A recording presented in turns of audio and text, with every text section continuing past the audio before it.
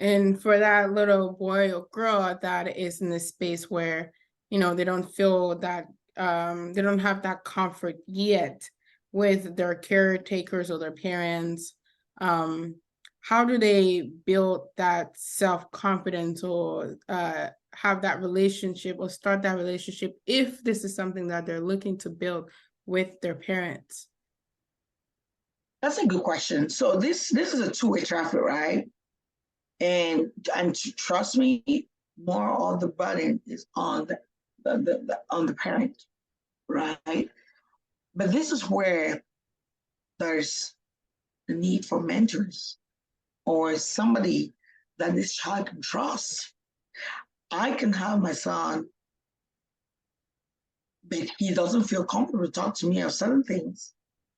But there should be somebody else, be it a mentor or an uncle. I remember growing up, we had uncles, aunties, all these people, right? Community. There should be somebody that this child that can walk up to this child and say, hey, I see you being. Mom tells me this, what's going on. And this child will feel trust, have the trust enough to be able to open up to this person. And then that's when, and that's why there's so much power in mentoring. Because now when person B, he sits with this child, finds out what this child is going through, and now connects to mom and say, hey, you was calling all this time. It's not because she was just heady or didn't just want to do what you do, but it's because I found out that she's being bullied in school. Now mom has a different perspective and starts now seeing this child and working with this child from a different angle. Yeah. But at first, that child did not trust mom because she always thought that mom was just scolding, yelling all the time. She's trying her best, but her best is never good enough. But because this child had somebody else that mom feels had entrusted this child into, he or she's able to talk to this person, and this person now comes, and now there's a holistic atmosphere in the home to be able to bring this child back to a normal routine or normal way of life or normal whatever. So that is why we cannot, parenting, I should, even if I do, I know for a fact, I'm trying every little best God has given me to raise my kids.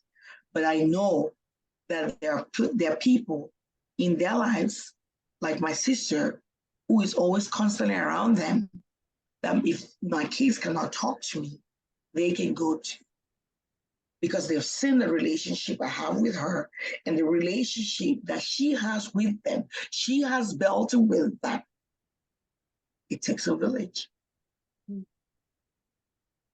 So that is how I can, that's what I can tell or I can say that can help to bring back this child, or to bring back this child that does not have that relationship. And moms or parents or mentees or caregivers, it's not a 1 week fix. It's a gradual process. Mm-hmm. Don't think you can fix a relationship that is broken or severed, or a trust relationship. Don't think that you can just fix it in a day or in a week. Start doing little things. Yeah. And do those things not because you're trying to fix that problem. Do those things because this is what is good. And that child starts seeing it and starts reciprocating it. And then now there's that bond. Yeah, I definitely, I agree with everything you say. I think that having a relationship with the people that you're around, your parents, siblings, aunties, uncle, having a trusted relationship really is, I think, one of the ways that we can combat our mental health, because being able to know that there's people around you that can uplift you when you're not feeling your best, and it's a great feeling.